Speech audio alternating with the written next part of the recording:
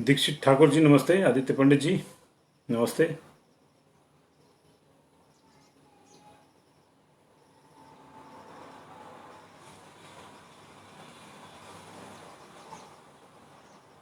निखिल नारू जी नमस्कार, आपका भी स्वागत है इस जुड़ाव के लिए। बहुत बहुत शुक्रिया आप सब लोगों का। रविंद्र कुमार जी, जल्दी से जल्दी लोग जुड़ रहे हैं और ये अच्छी बात है हमारे लिए। आपका प्यार जो है इसी तरह से हमको अभिभूत करता रहता है। रविंद्र जी, विजय भारद्वाज जी, विकास कश्यप जी, इम्तियाज अंसारी जी, अलका जसवाल चंदेल जी, राजेश जी नमस्ते, अश्विनी शर्मा जी नमस्कार, सुभाष भारद्वाज जी नमस्ते, अनुज रांगड़ा जी नमस्ते, राजेश जी, राजेश गंगोत्रा जी, वीना भारद्वाज जी, फौजी हरदीप भुल्लर जी, सुमित चौहान जी, सुनीता चौहान जी, रामलाल शर्मा जी, डोगरा जी, देशराज जी, पीके आजाद जी, सरला शास्त्री जी, रविंद्र भारद्वाज जी, काश्यप शर्मा जी, राजू धलारिया जी, शिल्पा कुमारी जी नमस्ते, रोहित भाटिया, बबलू भाटिया, हीरालाल राजपूत, यशपाल राव, देवेंद्र कश्यप जी सुप्रभात, कौशल्या समीर शर्मा जी, दीपक कौशल जी, रितेश शर्मा जी, मनदीप बनियाल जी नमस्ते, हंसराज जी, मीना देवी जी, दीप ठाकुर साहब, सुनील गुलेरिया जी, कौलदास जी नमस्ते, Monika Singh ji good morning, how you, Nitin Vyas ji कैसे हैं, रंजना अग्निहोत्री हाउ यू, गुलाब सिंह जी नमस्ते, अंजना राणा जी नमस्कार, बबली डोगरा जी नमस्ते, अनिल चौहान जी नमस्कार, रिंकू कैंथला जी नमस्ते। बहुत बहुत शुक्रिया जी सतीश जी, आपका भी स्वागत। नमस्कार स्वीकार कीजिए, मैं संजीव शर्मा हूं, आप पंजाब केसरी टीवी का गुड मॉर्निंग बुलेटिन देख रहे हैं। जो लोग अभी जुड़ रहे हैं उनके नाम मैं बाद में ले दूंगा, चाहे वो प्रताप जी हैं, पवन जी हैं, कपिल जी हैं। बहुत बहुत शुक्रिया। सुबह के इस बुलेटिन की जो मुख्य खबरें हैं वो ये हैं कि जैसे कल से आप जो है एक बहुत ही सुखद परिस्थिति में होंगे जब से आपने ये घोषणा सुनी है कि सबको 18+ वालों को सबको फ्री लगेगी। तो इस पर चर्चा करेंगे क्योंकि जनाब अब आप, मुझे लगता है कि इसकी वास्तविकता से बाहर निकल आए होंगे। फ्री तो सबको ही थी। यहां तो सवाल यह है कि लगेगी कब। फ्री तो सबको थी। वैक्सीन का पैसा हिमाचल प्रदेश में नहीं दिया जा रहा था सरकारी अस्पतालों में, प्राइवेट में 4 तारीख से लगनी शुरू हुई है। लेकिन बात यह है कि मिल नहीं रही थी। जो लग भी रही थी उसके लिए स्लॉट 1 या 2 सेकंड के भीतर बुक हो रहे थे। लोगों की चिंता ये नहीं है कि उनको वैक्सीन फ्री मिल रही है या पैसा लिया जा रहा है। लोगों की चिंता यह है कि वैक्सीन मिल नहीं रही है। तो जनाब ये जो कहा जा रहा है कि फ्री वैक्सीन लगेगी, तो फ्री तो सब जगह ही लग रही थी। हिमाचल में नहीं लगती, बाकी जगह भी सरकारी सिस्टम में फ्री ही लग रही थी। फर्क सिर्फ इतना था कि जो पैसा दिया जा रहा था, जिसको कहा जा रहा है कि फ्री है, जिसको बड़े तौर पर प्रचारित किया, वो राज्य सरकार को देना पड़ रहा था। जैसे मसलन हिमाचल प्रदेश में फ्री लग रही थी, लेकिन जो 18 से 44 वालों के डोजेस का कोटा था उसके पैसे सरकार को देने पड़ रहे थे। अब 32 लाख के आसपास लोगों को अगर यहाँ पे कोविशील्ड की डोज लगनी है तो लगभग 500 करोड़ रुपए का खर्चा आता मोटा मोटा उस पर। तो क्या सरकार हमारी अपने लोगों की सुरक्षा के लिए, 32 लाख लोगों की सुरक्षा के लिए 500 करोड़ खर्चने से डर रही थी? बड़ा सवाल यह है। आम आदमी नहीं कह रहा था कि फ्री लगाओ, उसको तो फ्री ही लग रही थी। उसको तो फ्री ही लग रही थी। और जो सक्षम है वो अब प्राइवेट जो लगनी शुरू हुई है वहां लगवा रहे हैं। 5 सेशन वहां पे हो चुके हैं। लेकिन हमारे यहां स्थिति ये थी कि आपने शुरू करी और सिर्फ 5 सेशन हुए। 5 सेशन भी कैसे हुए? हफ्ते में 2। 17 मई को शुरू हुई हमारे यहां जी वैक्सीन, और उसके बाद 5 सेशन के बाद खत्म होगी। 1 हफ्ता निकल गया है। अगर आप 2 सेशन पर हफ्ते में निकालते तो अब तक जो है 3 सेशन, 1 हफ्ते से में हो गया, 3 सेशन अब तक और निकल जाते, यानी 60,000 लोगों को और वैक्सीनेट किया जा चुका होता। तो आप इंतजार इस चीज का कर रहे थे कि आपको फ्री मिले, तब आप लोगों को फ्री देंगे। अगर मंत्रियों ने गाड़ियां खरीदनी हो तो क्या इस तरह से इंतजार किया जाता है कि नहीं आज नहीं कहीं से पैसे आएंगे तो खरीदेंगे? तो तुरंत प्रभाव से खरीदी जाती जनता के पैसे से। शान शौकत पे खर्च करने हो, मंत्रियों संतरियों के अफसरों के दफ्तरों पे गाड़ियां खरीदनी हो लंबी लंबी, तो मंदिर ट्रस्ट के पैसों से भी खरीदी जाती हैं। सरकार का जो पैसा है वो जनता का पैसा है। जनता के पैसे से अपने ऐशोआराम खरीदे जाते हैं। कोविड काल में मंत्रिमंडल का विस्तार हुआ, नए मंत्री बने, उनका पूरा खर्चा पैराफर्नेलिया का, नए चेयरमैन भी बने, उनका खर्चा पूरे पैराफर्नेलिया का। उसके लिए तो इस तरह का इंतजार नहीं किया गया कि कहीं केंद्र पैसा देगा तब जाके हम ऑफिस का सृजन करेंगे कि केंद्र ने पैसे दे दिया, इसलिए एक और कैबिनेट मिनिस्टर का ऑफिस जो है हम लोग उसको एक्टिवेट करते हैं। तब तो ये नहीं किया गया। फिर आप वैक्सीन के मामले में क्यों इंतजार कर रहे थे, बड़ा सवाल है। मतलब कहीं ना कहीं कोताही बरती जा रही थी प्रदेश की उस जनता के प्रति जो 18 से 44 में है। एक तरफ दावे कि हमने बहुत ज्यादा काम कर दिया, आपने जो काम किया उससे किसी को इनकार नहीं है। You are trying to do your best, आप अपना हर संभव प्रयास कर रहे हैं, लेकिन कुछ चीजें हैं जो चुभती हैं। और सबसे बड़ी चीज यही है कि कहा जा रहा है कि फ्री मिलेगी। बताएंगे कि फोर्टिस में जो 4 तारीख को लगनी शुरू हुई है उससे पहले पैसे लेके कहां लग रही थी। अब तक जो 22 लाख लोगों को, पिछले कल का मेरे पास डाटा है, 24,65,448 लोगों को वैक्सीनेट किया जा चुका है। एक भी व्यक्ति से पैसा तो नहीं लिया गया ना इसमें से, ये सरकारी आंकड़े हैं। उधर तो 500 ही हुए अभी 5 दिन में, ये सरकारी नहीं लिया गया एक भी आदमी से। तो बात यही है कि फ्री तो लग रही थी। बड़ा सवाल हिमाचल प्रदेश ये पूछ रहा है कि जनाब लगेगी कब, वो बताइए। आपने 17 मई से शुरू किया, आपने 20 को सेशन किया, 24 को किया, 27 को किया, 31 को किया, उतने लोगों को लगी नहीं जितने लोगों ने अपने नेट का डाटा यूज किया। मतलब खुलता था और बंद हो जाता था प्लॉट। बड़ी किस्मत वाला मामला था, जैसे लॉटरी लगती है ना किसी की लंबे अरसे बाद, वैसी स्थिति थी कि लॉटरी लगने वाली स्थिति थी। तो ऐसी स्थितियां क्यों, ऐसी स्थितियां क्यों? केंद्र के निर्देश भी आ गए कि आप जो है ऑन साइट रजिस्ट्रेशन भी करिए, लेकिन वो भी नहीं। वो तो तब होगी जब वैक्सीन होगी। अभी भी पुराने कोटे की 40,000 डोजेज रखी हुई हैं। किसके लिए? 2 सेशन उससे हो सकते थे, उनको क्यों रोका है? आप उनको कर देते, आप साफ कह दीजिए कि जब अगली वैक्सीन आएगी तो अगला सेशन तब होगा, लेकिन उसको क्यों रोका है आपने? उसको ही लगा देते। मंशाएं कहीं ना कहीं अधिकारियों की, अफसरों की, सरकार की जो है वो सवालों के कटघरे में है, सवालों के कटघरे में है। वो 40,000 वैक्सीन काहे के लिए रखी है? उसको भी लगा दो ना भैया। 2 सेशन हो जाते, आपके 2 सेशन हो जाते तो आपके कम से कम इस हफ्ते में कोई मेरे जैसा ये तो नहीं कहता कि वैक्सीन नहीं लग रही, तब तक आपकी आ जाती। अभी स्थिति है कि आपने कहा कि 7 तारीख से लगेगी, फिर कहा कि 10 से लगेगी, अब नेशनल लेवल पे ऐलान हुआ कि 21 जून को लगेगी। तो इस बात को अगर सही मान लिया जाए कि यहां भी 21 को लगेगी, तो दैट मीन्स कि आपने पूरे 3 हफ्ते के जो बीच के थे वो गायब हो गए, और उनमें आप 2 हफ्ते के सेशन बड़े आराम से कर सकते थे, जो आपने नहीं किए, क्योंकि आप पैसा नहीं खर्चना चाह रहे थे।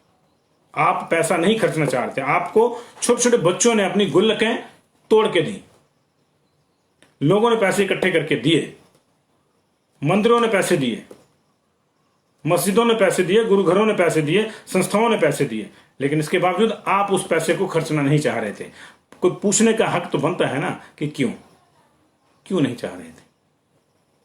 चलिए जी, बड़ा सवाल फिर भी यही है कि फ्री तो मिल रही थी, पहले भी फ्री ही थी। असली सवाल यह है कि मिलेगी कब, यह बड़ा सवाल है हिमाचल प्रदेश का। इसके बाद एक और सवाल खड़ा हो गया है। केंद्र सरकार ने सुप्रीम कोर्ट के डंडे के बाद यह तो कह दिया गया कि राज्यों को अब पैसा नहीं देना पड़ेगा, हम फ्री उपलब्ध करवाएंगे। 75% जो भी उत्पादन होगा उसका फ्री राज्यों को दिया जाएगा, 25% उन हॉस्पिटल को दिया जाएगा जो प्राइवेट वैक्सीनेशन सेंटर के तौर पर एम्पैनल्ड हैं, और जहां सक्षम लोग खुद इच्छा से पैसा देके, जो देना चाहते हैं पैसा देके लगवा सकते हैं। ठीक है, अच्छी बात है, सेट हो गया। क्योंकि केंद्र सरकार ने 35,000 करोड़ रखा हुआ था, उसका भी पूछ लिया था सुप्रीम कोर्ट ने। तो लगातार जब दो सुनवाइयों में सुप्रीम कोर्ट ने हालत पतली कर दी केंद्र सरकार के नुमाइंदों की, तब जाके नरेंद्र मोदी को अपने स्तर पर यह फैसला करना पड़ा कि नहीं, हम लोग जो है अब राज्यों के ऊपर नहीं छोड़ेंगे, हम लोग खुद खरीदेंगे, खुद राज्यों को देंगे, फ्री देंगे। बहुत ही अच्छी बात है, लेकिन असली बात यह है कि राज्यों में, खासतौर से हिमाचल की मैं बात करूं तो यहां फ्री ही लग रही थी, और किसी भी सरकारी हॉस्पिटल में किसी भी राज्य में पैसे देके नहीं लग रही थी। दूसरी बात यह है, प्राइवेट हॉस्पिटल में ठीक है, प्राइवेट है, पैसे लगेंगे, जिसको देने हैं दे सकता है, जो सक्षम है दे, जो नहीं देना चाहता, सक्षम होकर भी जो नहीं देना चाहता, उसके लिए भी गवर्नमेंट हॉस्पिटल में कोई डिमांड नहीं थी कि भैया आप टैक्स पेयर हैं, आप धन्ना सेठ हैं शहर के, आप करोड़पति हैं, आपको पैसे दीजिए। बिल्कुल नहीं, ऐसा नहीं कहा गया। तो ये तो बड़ा सवाल ये है कि लगेगी कब। दूसरा, अब एक और सवाल पैदा हो गया है। सरकार ने एक नई गाइडलाइन जारी की है कोविशील्ड के दूसरे डोजेस को लेकर। आपको याद होगा जब कोविशील्ड की वैक्सीन, कोविशील्ड लगनी शुरू हुई थी, ये जनवरी में कोवैक्सीन और कोविशील्ड का इकट्ठा जो है शुभारंभ हुआ था। हिमाचल प्रदेश में कोविशील्ड ही लग रही है तब से। अभी कोवैक्सीन प्राइवेट में आई है, तो कहा गया कि 28 दिन बाद लगेगी, फिर कहा कि 44 दिन बाद लगेगी, फिर कहा कि 84 दिन बाद लगेगी, और इसके पीछे पूरे क्लिनिकल जो है फैक्ट्स दिए गए। उन फैक्ट्स से हम जो है इनकार नहीं करते। I am not a clinical expert, मैं डॉक्टर नहीं हूं। आप जो डॉक्टरों के हवाले से कहेंगे हम मानते हैं, लेकिन नियमों में कुछ प्रॉब्लम आती है। अभी नया नियम क्या किया गया कि जिनको बाहर जाना है वो 28 डेज के भीतर दूसरा शॉट कोविशील्ड का ले सकते हैं। They are eligible for second shot within 20 days those who wants to fly abroad. उनका एक हो गया है और फ्लाई अब्रॉड करना है उन्होंने, और तो दूसरा जो है 28 दिन के भीतर ले सकते हैं। इससे एक सवाल फिर से खड़ा होगा कि क्या सिर्फ कोविशील्ड की एंटीबॉडी जल्दी उन्हीं में बनती है जिन्होंने हवाई जहाज में बैठ के बाहर जाना हो, या जो हवाई सफर नहीं करते, क्या उनके शरीर में ऐसा कुछ हो जाता है कि एंटीबॉडी जो है वो 7 हफ्ते बाद बनती है? लोगों में चर्चा तो होगी, चर्चा पहले ही लोगों में है, बहुत सी चर्चा है। और हालांकि वो चर्चा जो है उसको हम कहते हैं कि जो मेडिकली जो हमारे सामने चीजें आ रही हैं उस चीजों को लेकर जो है हम उन चर्चाओं को नहीं मानते, लेकिन फिर भी बात तो वही आ गई ना कि एक जगह 28 फिर 40 फिर 42, माफ की जगह एक जगह 28 पहले बोला फिर 42 बोला फिर कहा कि 84 दिन। अच्छी बात है, लोगों ने मान लिया कि 84 दिन है, लेकिन अब जो नया फैसला हुआ है तो क्या उनमें कम एंटीबॉडीज के साथ आप उनको भेज देंगे? अगर एफिकेसी जो है 12 हफ्ते के बाद जो है या 11 हफ्ते के बाद बढ़िया होती है इसकी, तो क्या आप उनको कम एफिकेसी के साथ भेज देंगे बाहर? बड़ा सवाल ये भी है, बड़ा सवाल ये भी है। केंद्र ने साफ कहा है कि अभी जो है कोविशील्ड की दूसरी डोज उन लोगों के लिए लगाई जा सकती है जो लोग 28 दिन के बाद लगाई जा सकती है, जो लोग फौरन जाना चाह रहे हैं। इसका मतलब जो प्रयास हो रहे हैं कि वैक्सीन पासपोर्ट को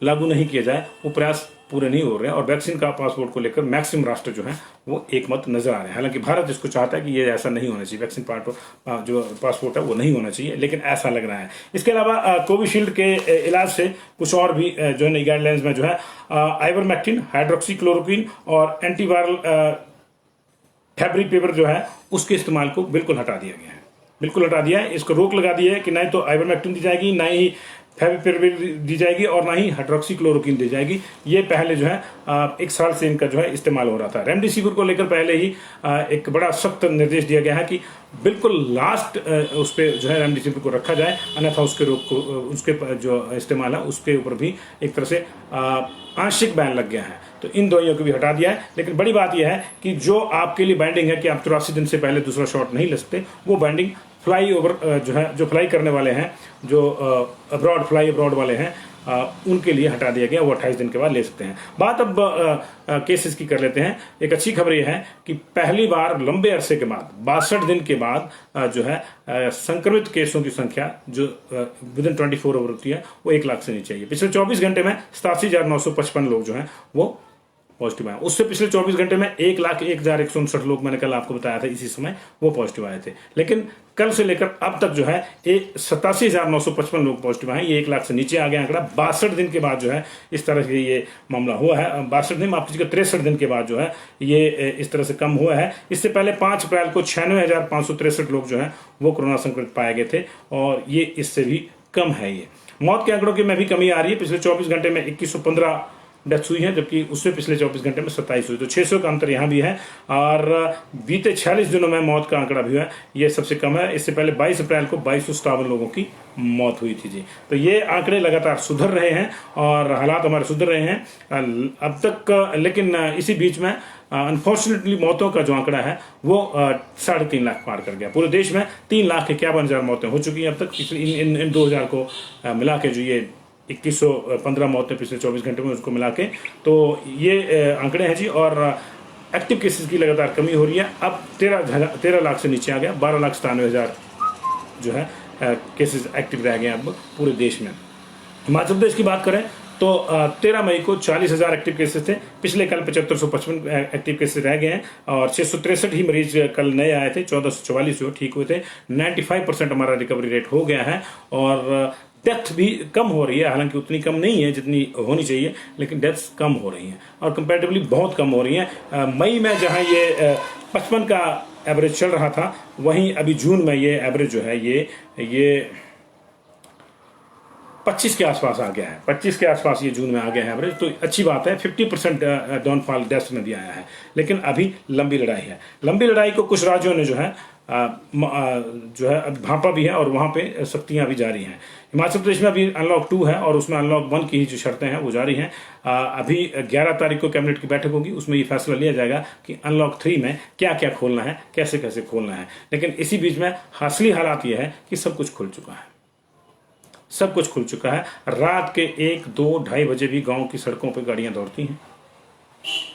दिन के 9 बजे से लेकर 2 बजे तक धमा चौकड़ी मची रहती है बाजारों में। लंबे लंबे जाम लगते हैं, लोग ऐसे घूमते हैं जैसे मेले में हैं। तो जाहिर है कि तीसरी लहर को आमंत्रण दिया जा रहा है। प्रशासन की कोई शक्ति नहीं है, चलानी कब बंद हो गई है। चलान हो तब भी लोगों को डर होता है, लेकिन लगता है कि चलान भी तब तभी किए जाते हैं जब जब कोष भरने की बात होती है। जब इस मंशा से चलान किए जाएंगे तो जो असली उद्देश्य होता है वो मर जाता है। लोगों को बीमारी से बचाने के लिए चलान किए जाने चाहिए, ना कि कोषागार को भरने के लिए करना चाहिए। और जब आप लोगों को बीमारी से बचाने के लिए जो है वो करेंगे तो चलान करेंगे तो निश्चित तौर से उसका असर होगा। तो 9 बजे से 2 बजे तक बाजार खुल रहे हैं और पूरा मेला लगा होता है जी, उसमें जी टकाटक डेली मेला लगा होता है हर जगह। किसी भी बाजार में आप चले जाइए, उसकी कैपेसिटी के अनुसार उसके आसपास के सारे लोग आपको जो है बाजार में मिलेंगे। डेली लोग अब सब्जी खा रहे हैं जी, सब कुछ खुल गया, कोरोना चला गया, इतने बढ़िया हालात हो गए कि डेली सब्जी खा रहे हैं, नई लाके, बिल्कुल फ्रेश लाके। फ्रिज शायद उन्होंने इसलिए बंद कर दिया कि फ्रिज की जो ऑक्सीजन कंपनियों की है जो उधर को सप्लाई होगी थी, उसकी वजह से जो है वो भी चाह रहे हैं कि उसमें योगदान दे रहे हैं, बिजली बचा रहे हैं। और राशन भी लोग रोज लाते हैं। मतलब हमारी स्थितियाँ इतनी अच्छी हो गई हैं कि यहाँ कोई दिक्कत नहीं है। राशन भी लोग रोज लाते हैं और रोज खाते हैं। सुबह दाल लाएंगे, दोपहर को और शाम को पकाएंगे, सुबह सब्जी लाएंगे, फिर बनाएंगे उसको, फिर दोपहर को नई दाल लेके आएंगे। तो इस तरह से चल रहा है जी। और जो काम करवा रहे हैं कंस्ट्रक्शन का, वो भी 10-10, 20-20 ईंटें लाते हैं डेली, ताकि ईंटें बासी ना हो जाएं और मकान बनाने में कोई दिक्कत ना आए, रेत बजरी सरिया बासा ना हो जाए ना। तो ये अच्छी बात है, लोगों को इस तरह की सहूलियत मिल रही है। लेकिन असली बात यही है कि ये सहूलियत सरकार दे रही है, कोरोना नहीं दे रहा है, कोविड नहीं दे रहा है। इस चीज़ को ख्याल रखिएगा। ऐसा ही पिछली बार हुआ था और हम लोग फंसे, और हम लोगों ने 97,377 नए लोगों को पॉजिटिव पाया एक ही महीने के भीतर। हम लोगों ने 1644 डेथ देखी एक महीने के भीतर। इसके बावजूद जो है हम लोगों ने अपनी आदतें नहीं बदली। अगर हमने अपनी आदतें नहीं बदली तो हम ये क्यों एक्सपेक्ट कर रहे हैं कि कोविड जो है वो अपनी शरारतें बदल देगा? नहीं बदलेगा जी, नहीं बदलेगा जी। इसलिए ख्याल रखिए। भारत में एक नया वेरिएंट भी जो है डिटेक्ट किया गया है। ये डेल्टा की ही तरह खतरनाक है। डेल्टा वेरिएंट के हिमाचल प्रदेश में भी 5 मामले आ चुके हैं और डेल्टा जो है 30 गुना ज़्यादा तेजी से फैलता है, इसलिए चिंता है। डेल्टा को लेकर ऑलरेडी जो है हिमाचल समेत देश के तमाम राज्यों और केंद्र शासित प्रदेशों को अलर्ट दिया गया है। लेकिन अभी नया जो है वेरिएंट वो आ गया है, और ये वेरिएंट जो है ये ब्राजील से आए लोगों में पाया गया है, नया स्ट्रेन। इसको V1.1.28.2 नाम दिया गया है, और ये डेल्टा की तरह जो है खतरनाक है। और ये वेट लॉस और फेफड़े को एकदम से डैमेज करता है जी। और इसका व्यक्ति जिसको ये अटैक करता है उसका एकदम से वजन कम होने लगता है और फेफड़े जो है सीधे तौर पर संक्रमित हो जाते हैं। टाइम कम देता है जी, टाइम कम देता है। और अभी इस बात का कोई पता नहीं है कि इस पर कोविशील्ड, कोवैक्सीन, कोविशील्ड, स्पुतनिक कौन सी असरदार है, कौन सी नहीं है। तो लगातार रूप बदल रहा है, ये रूप बदल रहा है। वेरिएंट का मतलब ये है कि रूप बदल रहा है कोविड। जब उसको लगता है कि मेरे इस रूप को, मेरे इस ठिकाने को आप लोगों ने पहचान लिया है, आप यहाँ कोई दवाई या कोई वैक्सीन लगा के जो मुझको मारने की कोशिश करेंगे, वो नया ले लेगा जी। तो ये दिक्कत है। तो ये तमाम चीज़ें जो हैं अब तक की हैं। और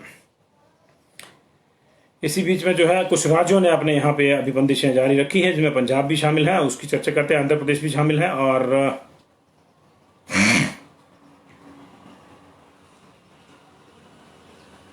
केरल भी शामिल है। केरल, आंध्र प्रदेश और पंजाब की सरकारों ने लॉकडाउन बढ़ा दिया है और पाबंदियों में थोड़ी राहत जरूर दी गई है। केरल में 9 जून को खत्म हो रहे लॉकडाउन की मियाद 7 दिन बढ़ाकर 16 जून कर दी गई है, और पाबंदियों को लेकर वहां कोई राहत नहीं दी गई है। पाबंदियां जैसी थी वैसी ही रहेंगी। और वहां पे जो है 1000 पार कर गई थी पिछले कल जो संख्या थी कोविड से मरने वाली। तो 1000 डेथ जो है वो निश्चित तौर से दिक्कत है, दिल्ली वाली जो है मामला केरल में। और इस वजह से जो है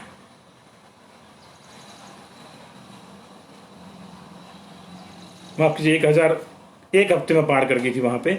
और इसी तरह जो पंजाब है, पंजाब सरकार ने भी लॉकडाउन जो है 15 जून तक के लिए बढ़ा दिया गया। हालांकि थोड़ी छूट दी गई है और प्राइवेट ऑफिस को कहा गया कि वो 50% के आधार पर खोल सकते हैं। दुकानें 6 बजे तक खुली रहेंगी वहां पे। नाइट कर्फ्यू शाम के 7 बजे से सुबह 6 बजे तक रहेगा, और वीकेंड का जो कर्फ्यू हो पहले की तरह रहेगा, यानी सैटरडे संडे को कुछ नहीं खुलेगा।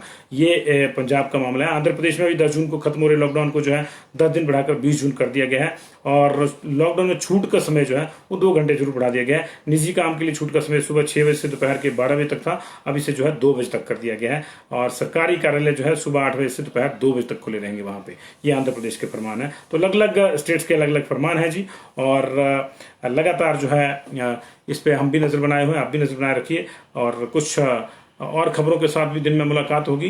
देखते रहिए पंजाब केसरी टीवी। लेकिन फिलहाल बड़ा सवाल यही है जो हिमाचल का हर नागरिक पूछ रहा है, खासतौर से वो 31 लाख लोग, 32 टोटल हैं, 1 लाख को लग गई है, और वो 31 लाख जो 18 से 44 के बीच में, वो ये कह रहे हैं कि जनाब फ्री तो पहले भी थी, सवाल ये है कि अब लगेगी कब, लगेगी कब। तो ये है जी। और दूसरी रही बात कि आप जो है आप ख्याल रखिए जी, बाजारों में बहुत भीड़ है, उस भीड़ का हिस्सा जब तक बहुत ज़्यादा जरूरी ना हो, बहुत मजबूरी ना हो, खासतौर से जरूरी तो नहीं हो सकता, मजबूरी हो सकती है ये, तब तक ना हो जी। क्योंकि देखिए आपको सरकार ने ढील दी है, आपको सरकार ने ढील दी है।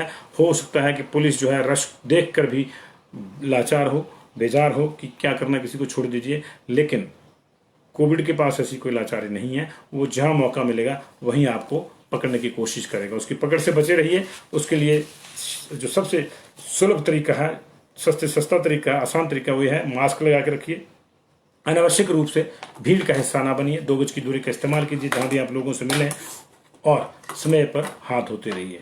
और संकल्प ये भी लीजिए कि दूसरी लहर तो आके चली गई, हम तीसरी को नहीं आने देंगे। तीसरी आएगी भी तो उतना ज़्यादा नुकसान नहीं करने देंगे उसको जितना दूसरी ने किया। अदरवाइज दिक्कत क्या होगी कि हम लोग थोड़ी सी भी ढिलाई करेंगे तो प्रॉब्लम आएगी। थैंक यू जी, थैंक यू। लोग हैं कि मानते नहीं, सरकार भी क्या करेगी। सरकार नियम बना सकती है, उसका पालन हमने करना है। सरकार ने हेलमेट पहनने का नियम बनाया, मैं कहूं कि नहीं, मैं देखे जाएगी, मैंने हेलमेट नहीं लगाना, तो सरकार इसमें क्या कर लेगी? ज़्यादा ज़्यादा चलान करेगी। हो सकता है चलान वाले को मैं 50 रुपये वैसे दे के बच जाऊँ, ये हमारा बनाया सिस्टम है। लेकिन अगर खुदा न खास्ता जब एक्सीडेंट होगा तो ये चीज़ें नहीं आएंगी, वहाँ आप पैसे दे के नहीं बच सकते, वहाँ तो नुकसान हो जाएगा अगर हेलमेट नहीं लगाया तो। और हेलमेट लगाया हो तो कई लोगों की जानें बचती हैं। पुलिस के वीडियो आपको, आपके अपने अनुभव जरूर ऐसा कहते होंगे कि हेलमेट लगाया हो तो कई बार बचाव हो जाता है, हेलमेट नहीं होगा तो बचाव नहीं होगा। तो ये एक छोटे से नियम की बात थी। सारे नियम इस तरह से आपकी सुरक्षा के लिए हैं, तय आपने करना है, तय आपने करना। सरकार सिर्फ नियम बना सकती है। Thank you very much ji.